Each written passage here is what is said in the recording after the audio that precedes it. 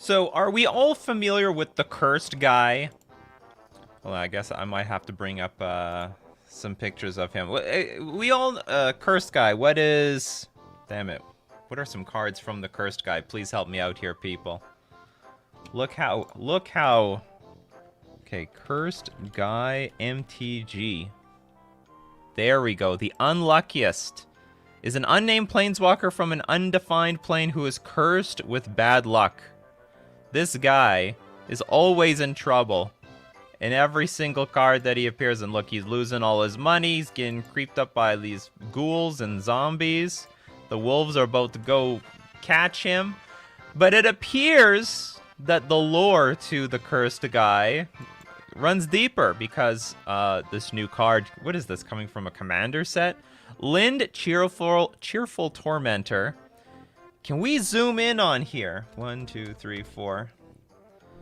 Look what Lind is holding in her hand. It's the cursed guy.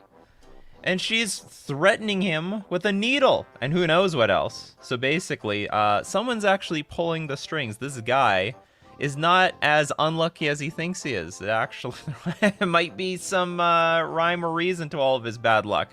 What does this card even do? Death Touch. Whenever a curse is put into your graveyard from the battlefield, return it to the battlefield attached to you at the beginning of the next end step. At the beginning of your upkeep, you may attach a curse attached to you to one of your opponents. If you do, draw 2 cards. Oh my god, that is madness. Yes, we got a voodoo doll, that's right. The voodoo is on! Cursed guy, you're not actually all that cursed. You gotta find the puppet master here. Lind, Cheerful Tormentor, and deal with her. Otherwise, I mean, your bad luck gonna be running on for basically for forever. Alright, so welcome everyone to the morning show where we discuss all things Magic the Gathering. Get your questions fired up. Let's have a great discussion this morning. And also, we do Decklist review. So if you got a 75, you'd like some feedback on, hey, submit to us, and both myself and the community, we'd love to give you that feedback. So, brew up your cups of coffee, everyone. Coffee crew, let's brew up some magic this morning. Welcome to Coffee and MTG for September 10, 2021. I am your host, Nikachu the Merfolk Master. Good morning. Good morning, everyone on Facebook, YouTube, and Twitter. We're getting Twitter followers these days. Good morning, Gold Medals. Bearer, Etern, James Gilberto. Good morning, Kyle. Last of Us Clips. Good morning, Bruno. Sam P. BHW. Good morning, Trevor. Good morning, Mareep. And Trevor, I still haven't sold my, was it Parallel Lives? Trevor gave a added me on Twitter. Because people are calling, is the full set out? Like, am I clear? I didn't sell my Parallel Lives yet. I have no need for this card at all. Bought it for like $3 back in the day for some jank deck. Turns out became a $50 card. Got lucky. I got a playset of this thing, but I haven't gone out of my way to go sell the damn thing. Is the whole set out? Like, is this the whole set? Or is there more? Is there more to this set? Am I in the clear yet? Maybe the Parallel Lives will spike again because everyone will be like, oh my god, they didn't reprint Parallel Lives. Unbelievable. Good morning, Mareep. Good morning, Stefan. Jow. Good morning. So we now have an awful donate commander to contrast with Zedru, sure. Thoughts on Cathartic Pyre?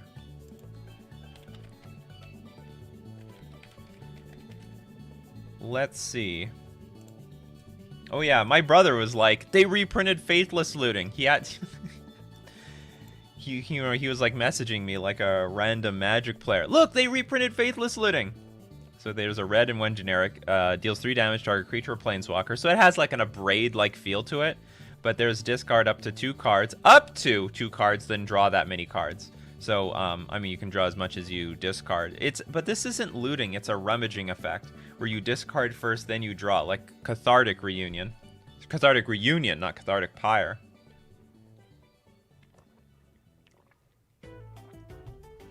Anyway, I think it has the limit to... It has the same... I don't know if it's any better than, say, Izzet Charm.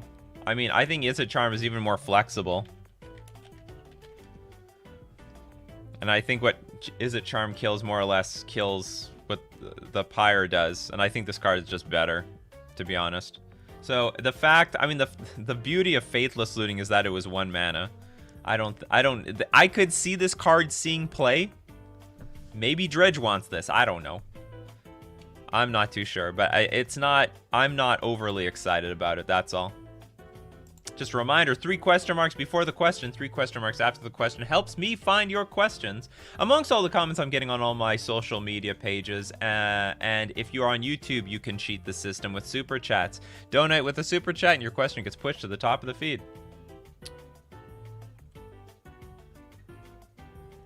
Elias! Morning, Nikachu. I don't understand the wordings of Lind cursed card. I mean, what is the point of cursed mechanics? Well, like, hold on. So what's a curse? You can enchant players with curses. That's the whole idea. Let me see if I can find one.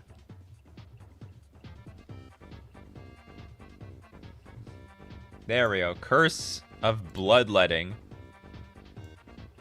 Enchant player. If a source would deal damage to enchanted player, it deals double that damage to that player instead. So there are these cards called curses, where you put the curse on people. But now you can put the curse on yourself. And then with Lind, I'm going to call her Lind. It's either Lind or Linde. Linde sounds better.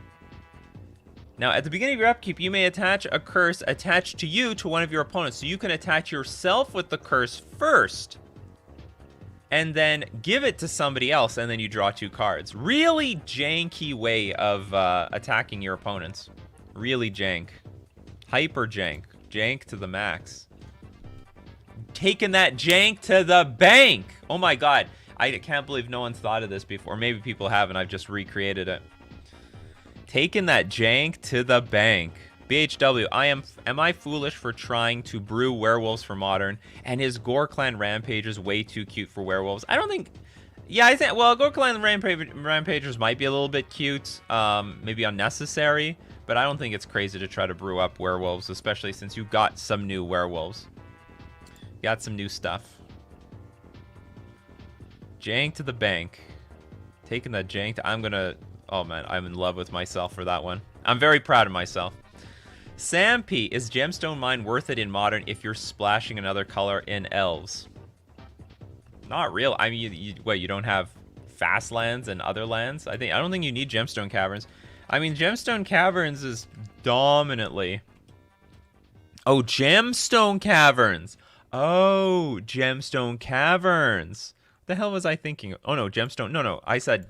No, you said Gemstone Mine. That's what I thought. I just said Gemstone Caverns and confused the hell out of myself. This is played in dominantly like 3-color decks, usually. Like or sometimes a 2-color deck that desperately needs a very clean mana base, and also clean mana base, and the game's not going to go for very long. I think for the most part, you should not play with Gemstone Mine in your Elves deck. It's just pointless. I think you have access to many lands, fetch lands, for example, for splashing. I don't think this is that necessary. Probably it's not terrible, but like games with Elves can go a little bit long. You're not guaranteed to be killing your opponent in 3 turns. Good morning, Roni. Or Ronnie, I should say. Good morning, Michael. Wet Willy 1. Is this card plus Consider, I think, might make it broken? You know, the 1 blue cost, yeah, from the spoiler list. Which this card? Linda? When does it put from the graveyard from the battlefield, return it attached to you at the beginning of the next end step?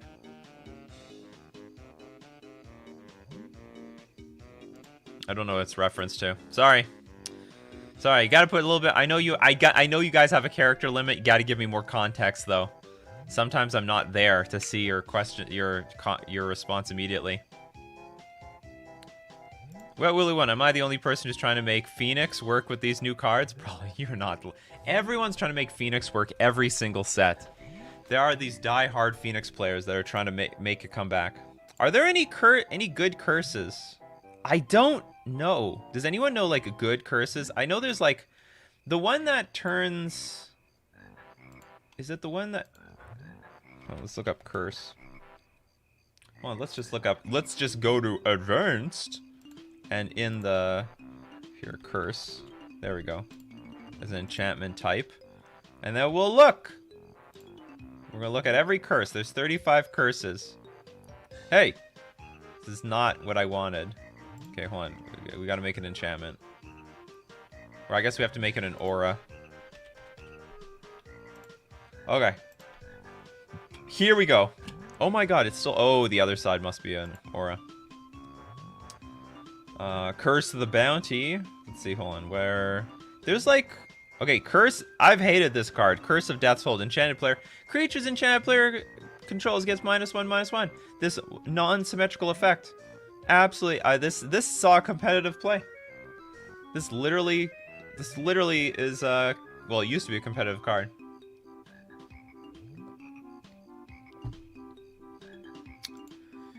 Lord Magicus says, I love how Nikachu reads a question in chat and not the next line, like 2 to 3 lines were on top of it. What there was like more of a explanation. Yeah, I don't read anything beyond the question marks usually.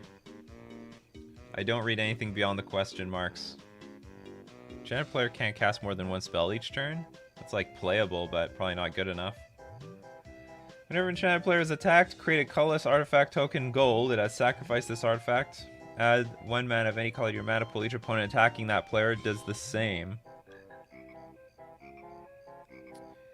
Well, all I'm going to tell you is that these curses are probably going to go up a little bit in value. Oh, it's Fraying Sanity is a playable curse. That's seen play before. It's the at the beginning of each end step, enchanted player puts the top X cards of their library into their graveyard, where X is the number of cards. Put into that graveyard from anywhere this turn. Oh, Overwhelming Splendor also sees play. Cursed of the Pierced Heart is in Pauper. Okay, so Overwhelming Splendor has seen play in some Enchantress decks. Really, or not Enchantress. Well, it can see play in Enchantress decks, but whatever. There is an there's other enchantment decks that have played this card, and it just turns everything into 1/1s, which is very annoying. Very, very annoying.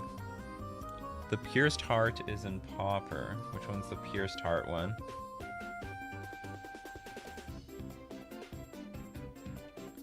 Pierced Heart, where are you? Death's Hold. I must have missed it. Cursed of the Pierced Heart.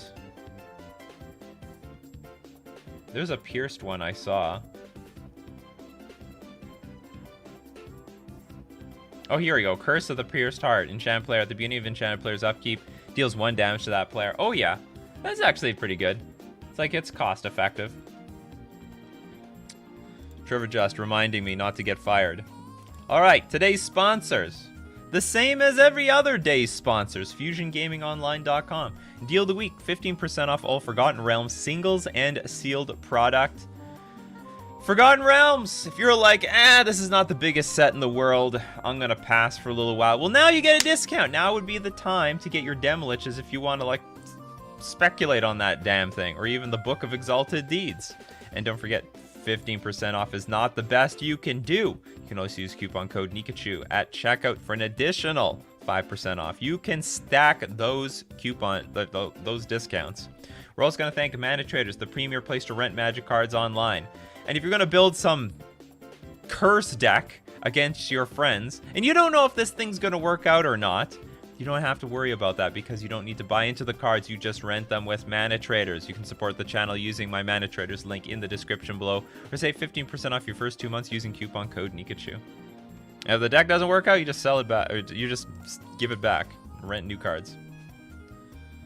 Rent new cards.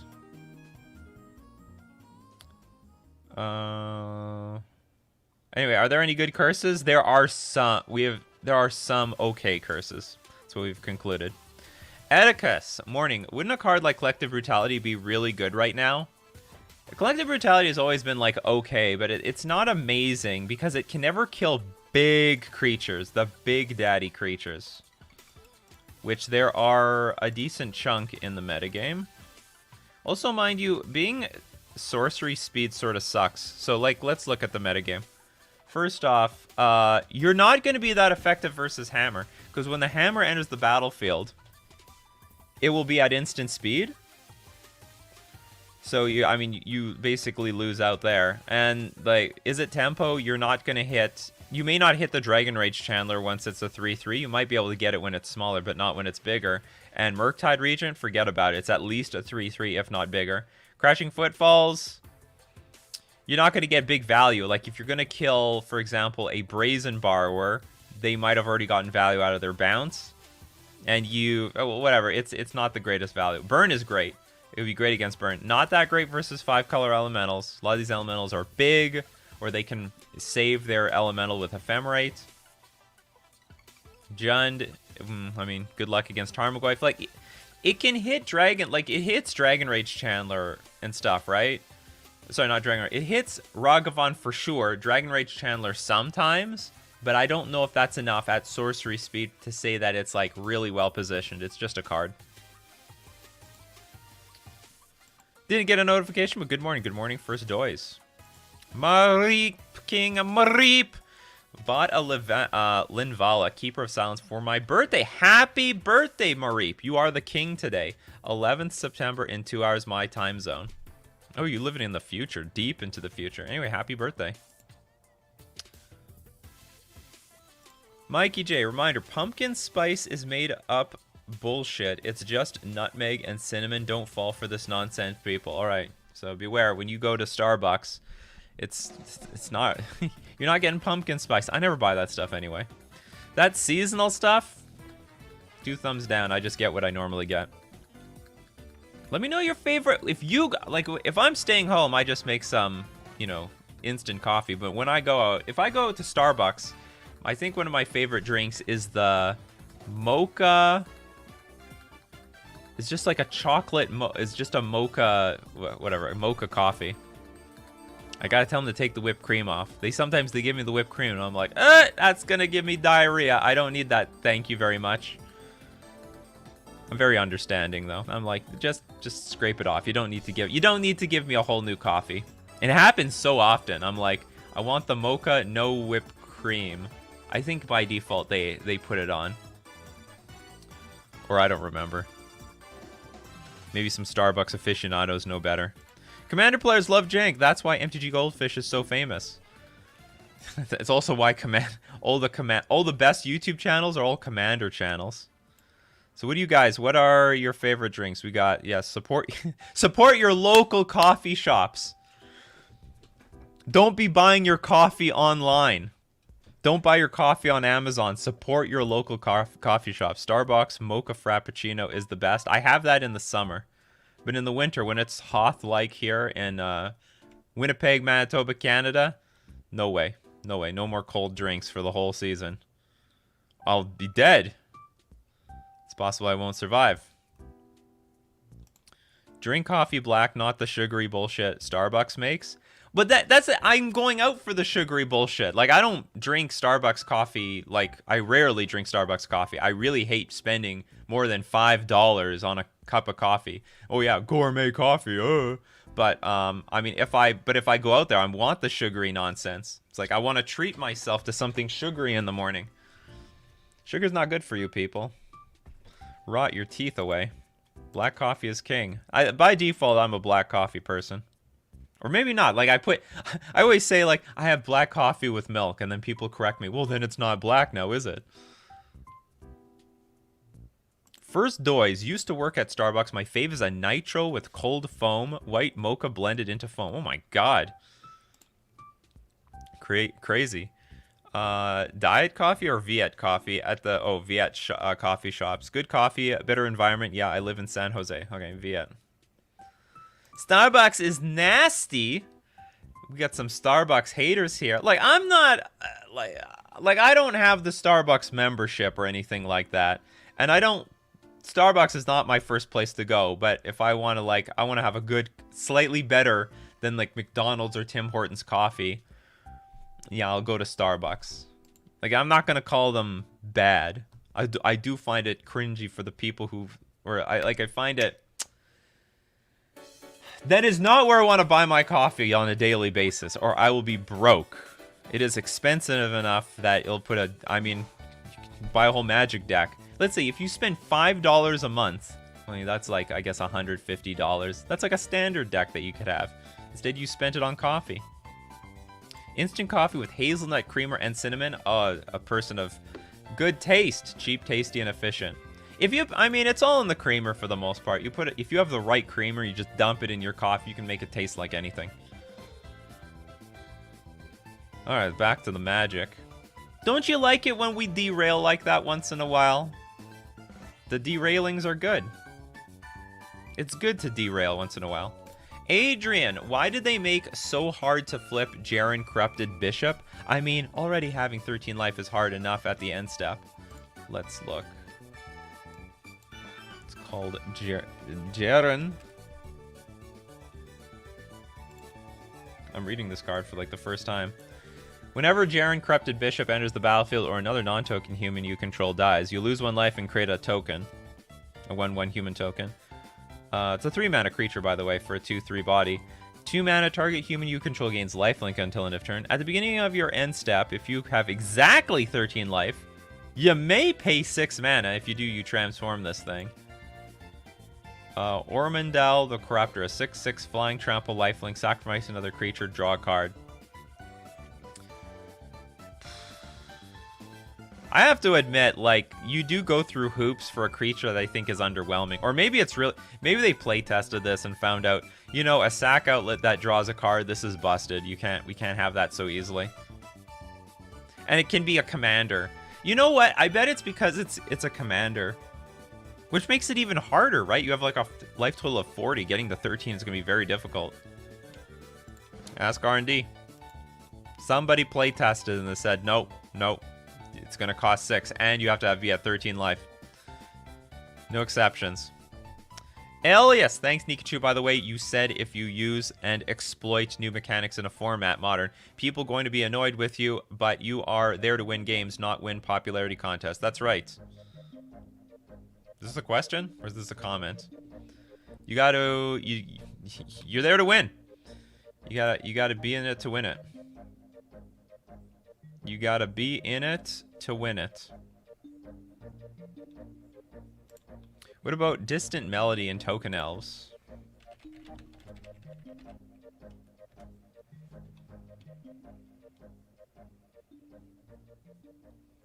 Internet's thinking. Come on, Scryfall. What do I pay you nothing for? Choose a creature type. Draw a card for each permanent you control of that type. That's not bad, but it's not like a very competitive card. Because ideally at 4 mana, you might as well just play Collected Company, right? You get to put 2 more creatures in play. Actually, no. You know what? This is not that great. I mean, there's a lot of cards like this. Like, what are the green cards that draw a card for each permanent you control of that type? Like, you could, like, you need to have a bit of a board for this to even do anything, but there are good cards. What's the 3 mana card you, like, look at the top X cards of your library, I don't know, it's like 5 or 6, and then put all elves into your hand? Pauper Elves plays Distant Melodies? Well, in Pauper, then you could do this, but in what's it called? In Modern, you don't have time. You might as well play Collected Company. But but if you want to play this effect, and it's not that bad. Elvish, I don't think it's Elvish Promenade. Winding, it's cards like Winding Way. Okay, so one is Winding Way. But there's a 3 mana one. This is the 2 mana one. So we got Frederick here. We'll name all the elf cards. Sam P, if you want to know everything about elves, you connect with Frederick LeMay. Frederick will help you, guide you in the right direction. So Winding Way is like choose creature or land, reveal top 4 cards of your library, put all cards of the chosen type revealed this way into your hand and the rest in your graveyard. So if you have 4 mana, you're going to draw some cards, like 2 to 3 elves, and you'll have some mana left over to cast them. And then there's Lead the Stampede,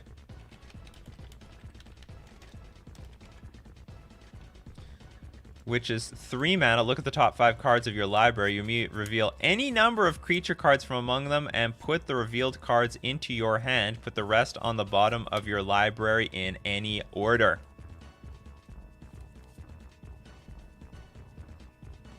People say, oh, Winding Way is better. Which one's better, do you guys think? I think this one's fine. Look at the top 5 cards. So you can potentially get 3 to... Like, realistically, how many creatures are you going to get off of this? Maybe 3? You know, it depends how many creatures you have on the battlefield. But realistically, like, these cards will do the same thing and they cost less mana. Less mana means you can actually cast those cards on the same turn.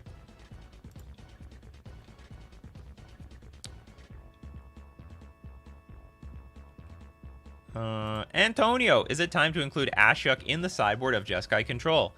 It is just so good against Hammer Time, and most graveyard strategies, but shutting down any sort of fetch seems great. Hammer Time? Really? Why, just for you disable the tutor, but they get the tutor out before you even get Narset out. What are you tutoring for? How often do you tutor? 1? They could just have a Colossus Hammer in their hand. This deck's not even playing with the tutor. I don't see it. That's crazy. Am I wearing crazy glasses or something? I don't see the, what's it called? The Steel Shaper's gift here. So anyway, I don't know if Ashok is all that great. Ashok's fine.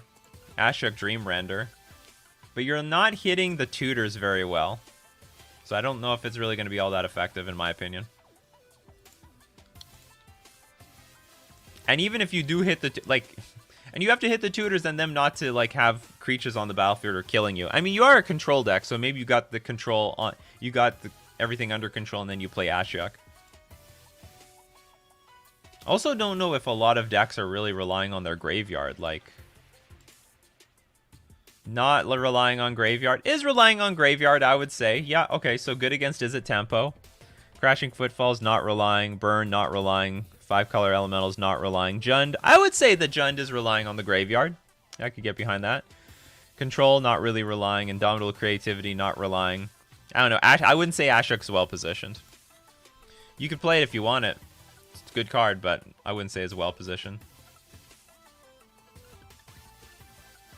Timmy's or Nuttin? I mean, I'll still drink Tim Hortons coffee. So, I mean, if people are not aware. Apparently, Tim Hortons is making their way to the UK. Tim Hortons, the pride of Canada, our coffee chain. It's like really cheap coffee, but it gives you a pretty good buzz. The coffee doesn't taste that great, but you associate the cheap coffee with the great buzz that it gives you. It does the job. Now, Tim Hortons, 10 plus years ago, was amazing. They were really good. The food was great. I'd say the donuts today are the same, but they used to have very, very good food in addition. These breakfast sandwiches, I used to hold their breakfast sandwich higher than the sausage and egg McMuffin from McDonald's. But since then, it's collapsed. The food is garbage. It's so bad. And overpriced, too. It's awful. And there's barely any stores that have coconut donuts. Where's my damn coconut donuts? Coconut is like a dying breed. Very dying. Too bad.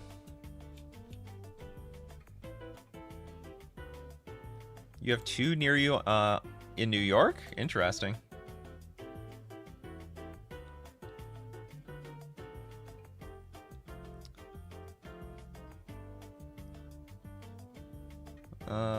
Sylvan Messenger is the elf version.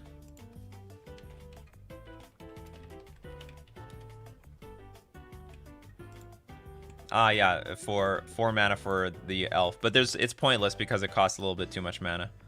Actually, do you know what? This is not that bad. And it's modern legal, and it's pioneer legal too. I know it's not that bad. You know, I have a. I mean, if you're gonna spend 3 mana on a card like this, maybe spend 4, and you have a 2/2 body anyway. How do you feel about Archmage's Charm in the sideboard for historic Merfolk? It's okay. It's a counter spell, but that's all I'm gonna say about it. It's gonna be, if you have any unclaimed territory, it's awkward. And it might still be awkward even if you play with the Simic Pathway land. Because sometimes you gotta put it on green, and then all of a sudden you're not playing this until turn 4, right? Because it needs the triple blue. It's okay. It's okay. I mean, it's probably good, to be honest. Maybe I just haven't play tested it. It's a counter spell. And it can steal things, which is good. First Doise, Court of Calling versus Collected Company in a low-to-the-ground token tribal deck. Token?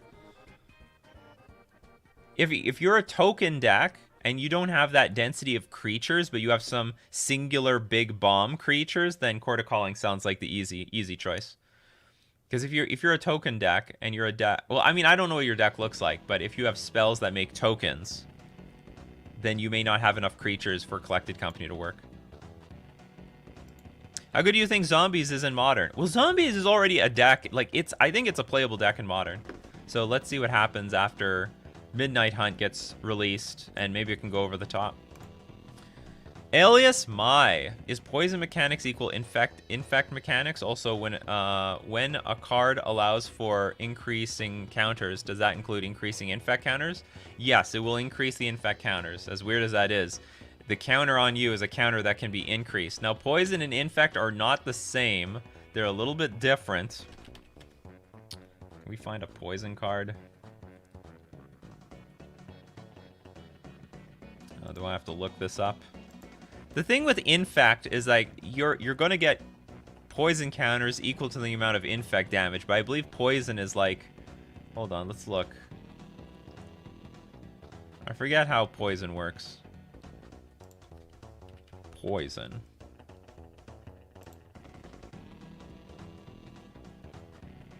I think it just specifically says, in fact, hold on. Stupid old poison mechanic.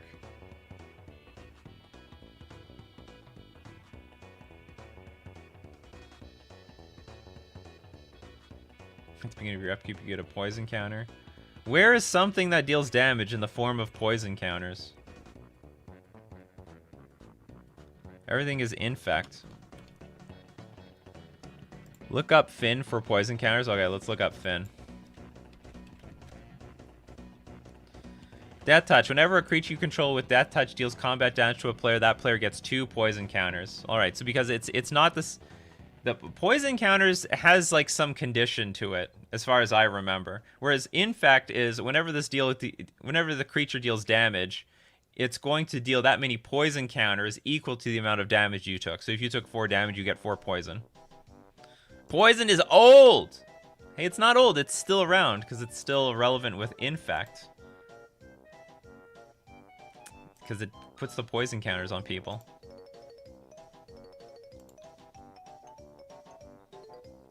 Is there anyone on Twitter? I'm gonna look for a Twitter person. I'll just highlight your comment no matter what you say.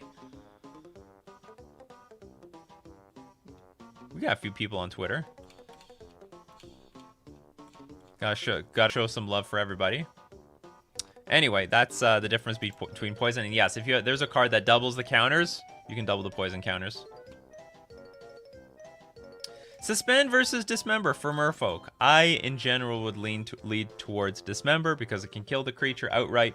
Suspend, I like it if you need to save some life.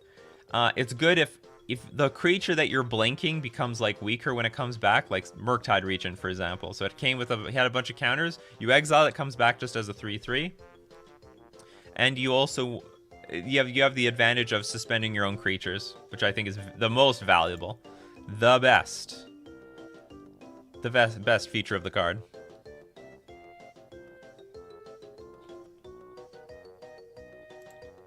Lewis, is Fading Hope good or bad? It was spoiled yesterday. I have a feeling there's people fading hope. Hope is fading on this card. Oh yeah, this is such a laughing stock. So I can't remember what social media platform, not platform, but like I think it was like Channel Fireball or Star City Games, one of the big TCG conglomerates. They're like, it's unsummoned but strictly better. No, it's not. Return target creature to its owner's hand if its mana value was 3 or less. Scry 1, not worth it. No, I want to be able to return the 4 mana creatures, the 5 mana creatures. Don't BS me here. Scry 1's nice. I mean, it's probably playable. But, like, if it's playable, then maybe Vapor Snag is playable.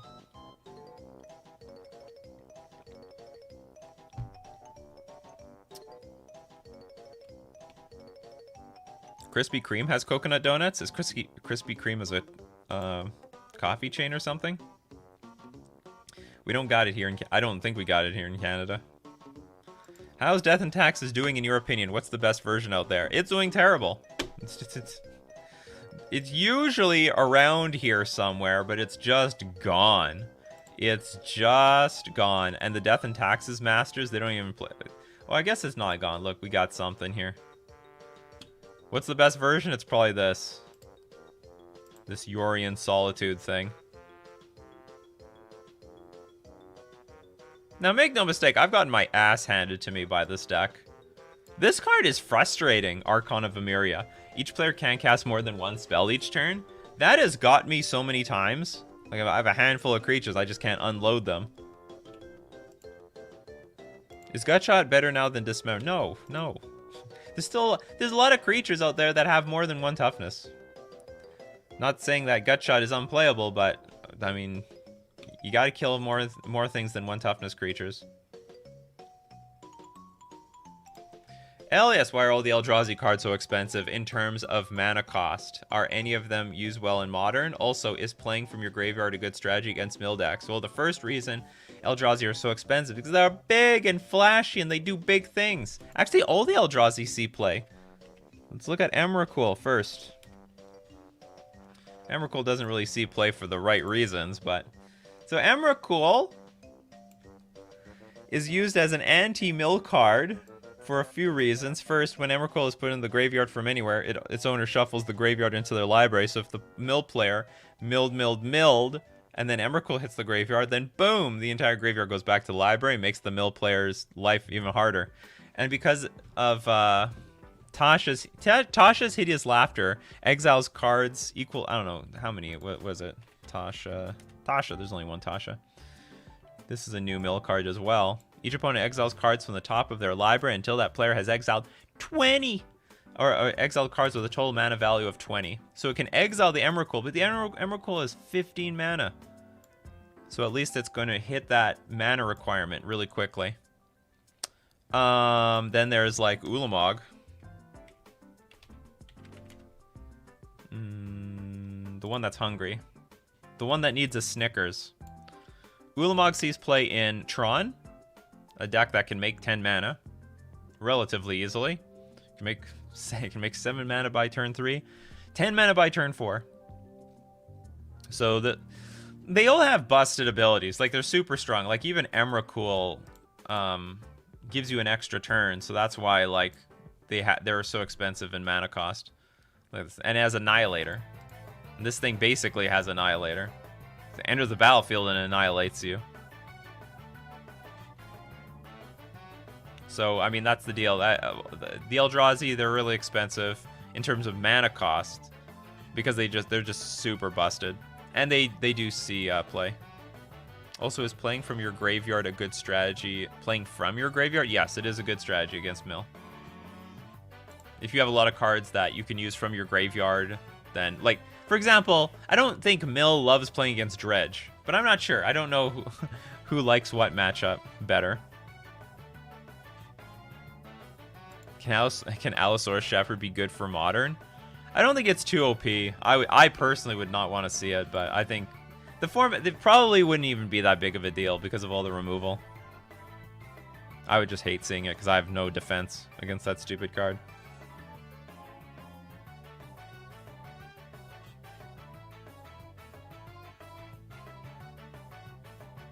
Oh, here's a great explanation. Infect gives -1/-1 counters to creatures in combat. Poison is different. Usually the creature doesn't deal poison damage, but instead there are conditions required for it to give poison counters to players. Okay. Excelente.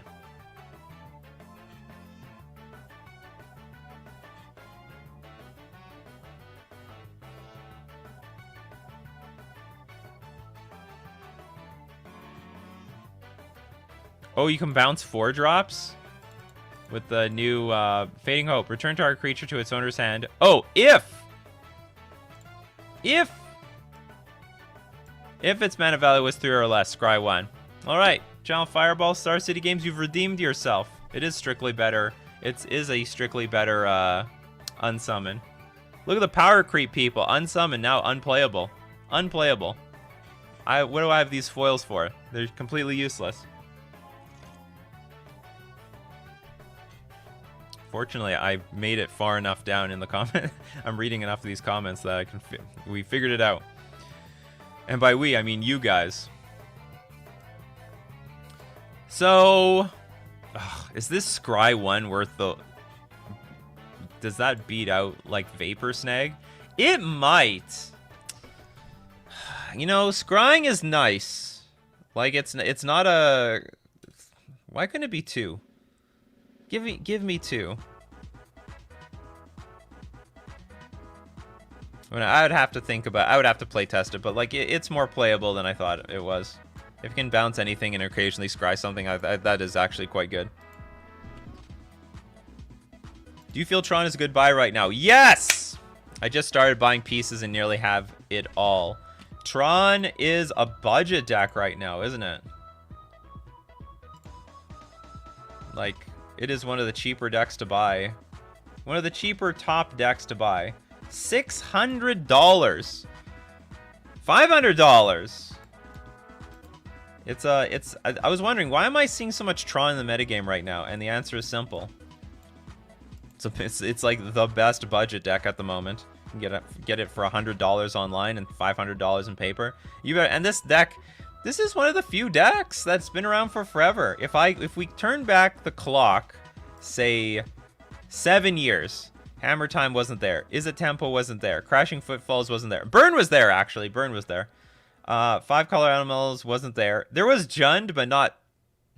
I mean, this Jund, the only thing that's the only same cards in here are like Tarmogoyf, Swamp, Mountain, and Forest, for the most part.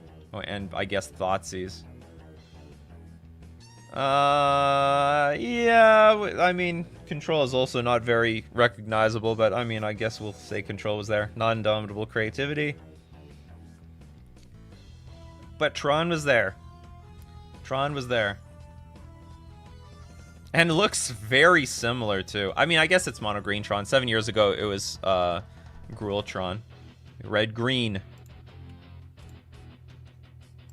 You plan on doing more historic Merfolk on arena videos? You know, I want to, but the views sort of stank for my last historic run. Like, people loved the first one, but then the second one were like, I don't need to watch it. And the third one was like, the views got worse as time went on. I could try it again. Just use better clickbait titles and thumbnails. See what happens. Because I don't mind playing Historic. Historic's fun. My elf deck has an Emrakul in it. There we go. Emrakul sees play in elves. MTG Ectoplasm. When should a player phase out an opponent's creatures? When they're in your way? When they're about to attack you? I mean, you use phase. If you're phasing things out, you're using it like you would with any removal. For the most part. Us Death and Taxes players are struggling. In my opinion, the red-white variant is the best position right now. I mean, it's a variant. I don't know. Well, I mean, Death and Taxes is a tough deck to play. I have it labeled as like the hardest deck, in my opinion. It's there's an underpowered deck. There's no power. You gotta be attacking with Grizzly Bears. The whole Leonin Arbiter thing doesn't even work anymore. You're working with basically 2-power creatures. Selector of Souls. What about the one that lets you put a bunch of Eldrazi from your sideboard into play? Forgot the name. Yeah, I know what you're talking about. It's like some ridiculously expensive janky card, but anyway, no one plays that. How is Mono Bluetron? Mono Bluetron is doing very well, actually. Curse of Misfortunes and the new card Lind, Cheerful Tormentor, is good or not? I don't know about the Curse of Misfortunes.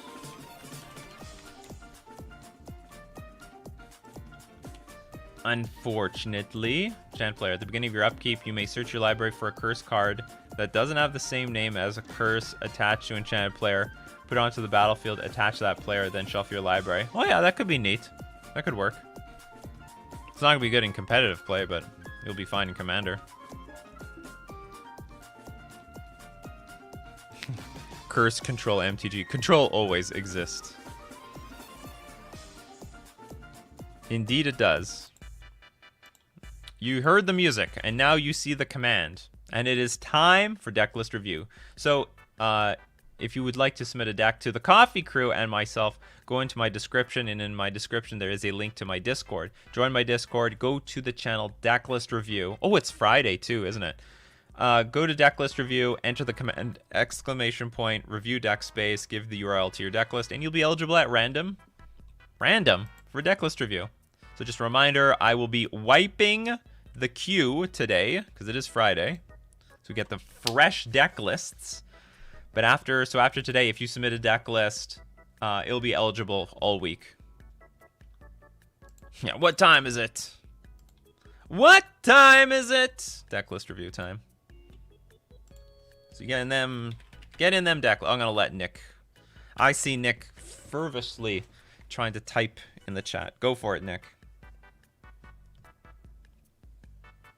Nick submitted. All right, good luck. Pokemon Stadium 2. Not to be mistaken by Pokemon Stadium 1. You are the next contestant on Decklist Review, and we've got Goblin Grenade the deck.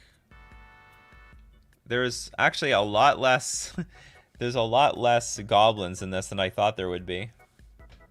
What's the format? Oh, it's Pauper. Okay, get your Pauper caps on, people. Goblin Bushwhacker. Why? There's like no creature. Is there? Okay, maybe there's a bunch of tokens in this deck. Skirk Prospector, Mog War Marshal, which makes tokens. Thermal Alchemist deals 1 damage to each opponent whenever you cast an instant or sorcery spell. Untap it. Chain Lightning, Goblin Grenade. Kuldotha Rebirth, Lava Spike, Lightning Bolt, Needle Drop, Reckless Abandon as additional cost. Sack a creature, deal 4 damage to target creature or player. Gotcha. Dragon Fodder, create 2 1/1 red goblin creature tokens. Krenko's Command, smash to smithereens, Hordling Outburst. So it is you gotta mix. I don't see Skirk Prospector being useful. 18 lands. Maybe it's okay. I would figure that you should have more. Oh my god, Fire Blast. You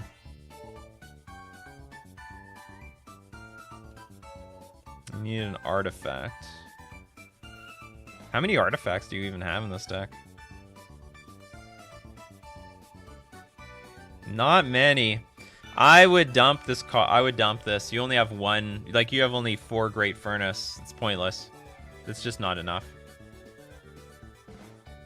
Yeah, it needs 4x load spell. You know what I do? Okay, so get rid of this. I would put a lot more token generators in here for sure, because you can attack with the tokens. The token strategy may not be so bad by itself, and then you can finish your opponents off with things like Fire Blast and Goblin Grenade and stuff. So let's max out. Let's go all in on the token strategy. And even play with 4 Goblin Bushwhacker, so I'd go 4 here. I wouldn't play with Skirk Prospector. I don't see, there's actually no point to this card. Or there's little, there may be some point. Okay, let's say we play with what, Mog War Marshal. This card's like probably okay. It's probably okay. Chain Lightning, not necessary. Okay, you want to go big on damage. Goblin Grenade is fine. Okay, so we're going to go down Kuldotha Rebirth. We may or may not have Lava Spike. We'll definitely have Lightning Bolt. Deals 1 damage to target creature or player that was dealt damage this turn. Draw a card. I would probably drop this card. Has an additional cost of playing Reckless Abandon and sacrifice a creature. So instead of Needle Drop, play Reckless Abandon. Like, go all in on Reckless Abandon. We're playing Grenade the deck. We need to max out on the grenades. And I would go all in on Dragon Fodder. So put 4 Dragon Fodders in the deck. Because you need creatures to sack the sack for this crap. How about Foundry Street Denizen? Then we're going heavily on just pure goblins. I think the best route is just go goblin tokens and then with a finish off of like things like Reckless Abandon. Cranko's Command 100%. Smash to Smithereens. I would not super high on that. I would go all in on Hordling Outburst though.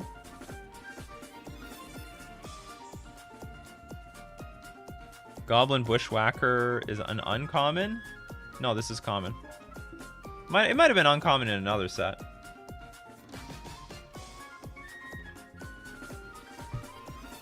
I think Lotus Petal is a common, isn't it? I mean, I don't want it in the deck, but...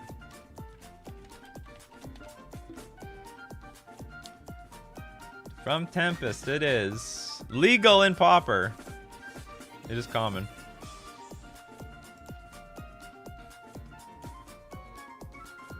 So this is what I want to do. We may not have enough room for all the Hordling Outbursts. I might take out some of the curses. Also, we need to add some lands. Maybe we don't need to add lands if we have the Skirk Prospector and a bunch of creature tokens. Isn't Affinity huge right now? Smash might be there for that. Well, then put in the sideboard. Just put in the sideboard. I'm fine with that. Along with all these other cards. But take it out of the...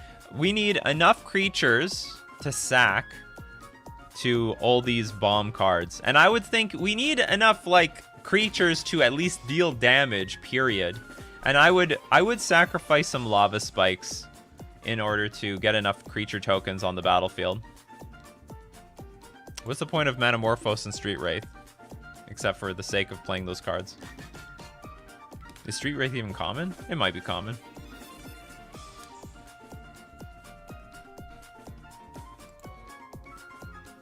Yeah, Reckless Bushwhacker. I think Reckless Bushwhacker is rare.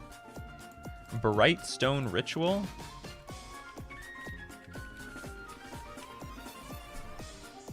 Add. This is just card disadvantage. I think Skirk Prospector is good enough by itself. And I don't mind the Fire Blasts in here, but my take is you're like somewhere in between a burn deck and some sort of like Goblin Grenade deck. And you have some like really awkward cards in here as well. Missed the beginning due to class, definitely missed the fam. Don't worry, there's always the replay, Fraser T. I don't delete these. There's always the replay. Manamorpho gets you to grenade faster and feeds the Alchemist. I wouldn't build the deck around Alchemist. You could play this thing and then it just dies, right? And we're gonna have like just playing random spells is gonna feed the Alchemist. When you build a deck around synergy, I mean, it's not a prowess deck or anything. Like Alchemist is probably the only card that can use Manamorpho, so I just wouldn't use it. Goblin Warstrike.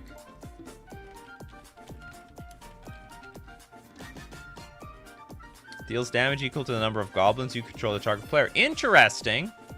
That is an interesting card. But probably is better off if the deck is really heavy on goblins, like we're all in on goblins. I didn't even know this card exists. Oh, it's not Modern legal, but it is Legacy legal. But it is Pauper legal. That is an interesting card. But anyway, that's my suggestion. Go heavier on your grenades. Go heavier on tokens. Take out the stuff that's like really fuzzy, doesn't matter. It might even include the Curse of the Pierced Heart. I don't know how good or bad this card is in this type of deck. And that's the direction I would take it. Good luck. And... Striker. Congratulations, Striker. You're the next contestant on Decklist Review. Jeskai Miracles. With Luris.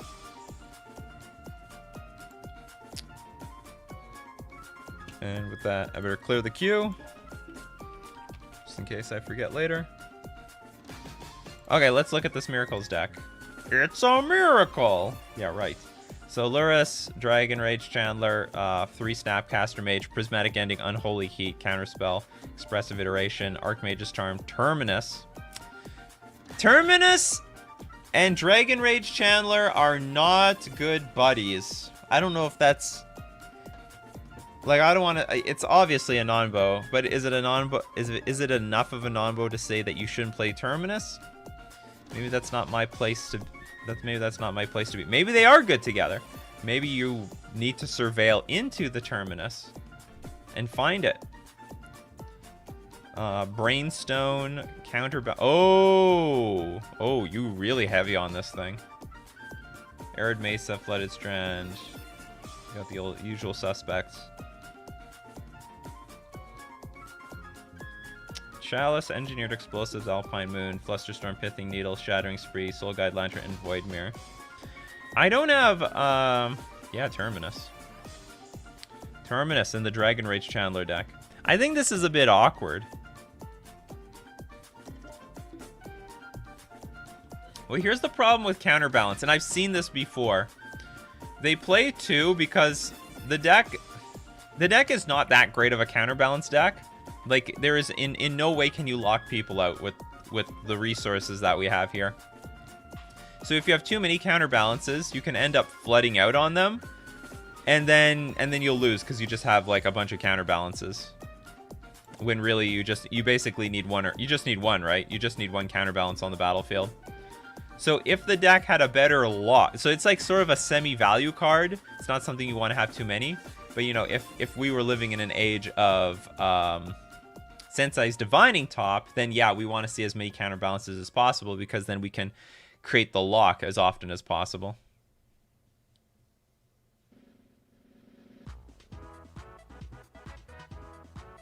I don't have, well, I mean,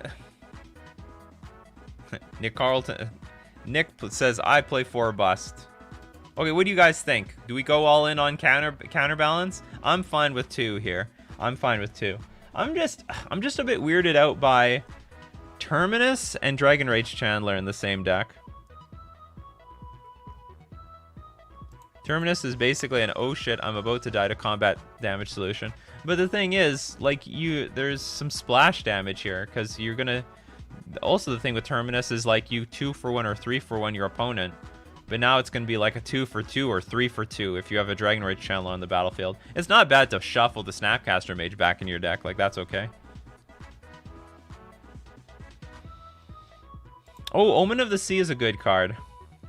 Omen of the Sea is a good card.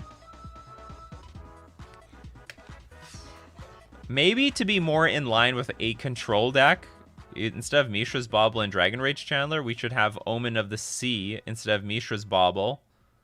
Well, the win con is just attacking with, like, Snapcaster Mage, Dragon Rage Chandler, and Lurrus. That's just how they're going to do it. Or they steal something from their opponent.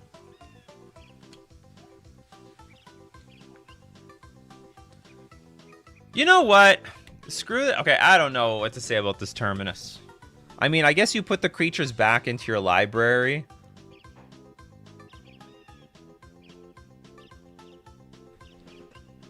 What ruins our own game plan? Jackson. Jackson.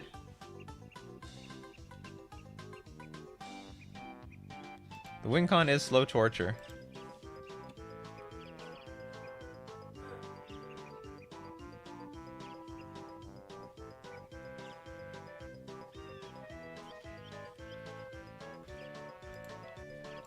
Jackson says cut the Terminus. Alright, I can get behind that. What are we replacing it with? What do you suggest?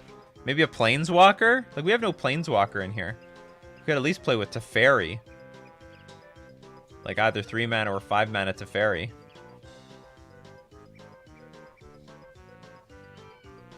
Okay, so this is an alternate way of looking at it. We could remove the Dragon Rage Chandler for some spells. Add some Celestial Colonnades to our mana base. Or maybe even go up on lands with some Celestial Colonnades, and then replace Mishra's Bauble with, Okay, this is one route to go down. Omen of the Sea. So this is one way of going down it. And then Omen of the Sea like combos even very well with Counterbalance. But the other way is that we get rid of the Terminus. Oh, you can't play Teferi with Lurrus. That's right. Okay, then we just play something else. How does this deck not play Lightning Bolt? Okay, we would replace Terminus with Lightning Bolt. And Bonfire the Damned. It's not the most insane thing I've ever heard. Aztec Guy says, seems to be one of those I hope my opponent scoops so we don't go to time decks. I never scoop to control decks. Game isn't over until I'm at 0. That's right. Stick it to them. Hell, I'd rather just slam bolts. Alright. So instead of Terminus and maybe, I don't know, one less something else, we play Lightning Bolts. So that there are two ways of going about this deck to change it. Because this... Yeah, the Dragon Rage Chandler and Terminus thing is like at odd ends of each other. Also, Jackson says go all in on Counterbalance. But I think 2 is fine. I think 2 is fine. Hopefully that's some useful feedback. Take it to the bank. Take that jank... Well, we're not suggesting jank around here. For the Pauper deck, take that jank to the bank. All right, everyone. That's it for Coffee and MTG for today. Thank you very much for showing up. If I didn't get your comments, questions, or deck lists, hey, we do this Monday to Friday, 9 o'clock a.m. Central Standard Time. I'm going to repeat, 9 o'clock a.m. Central Standard Time. Be there or be square. If you'd like to support the channel and you don't do so already, you could donate with a Twitch sub at twitch.tv/NikachuMTG. You could become a patron at patreon.com/NikachuMTG. Or you can hit the join button on YouTube. That's right, it's like the Patreon of YouTube. So thank you very much, everyone, for joining me today. Making me part of your daily routine, starting the day right. Starting the day off right with magic. So keep brewing up those coffees, Coffee Crew, and we'll keep brewing up that magic. Take care of yourselves.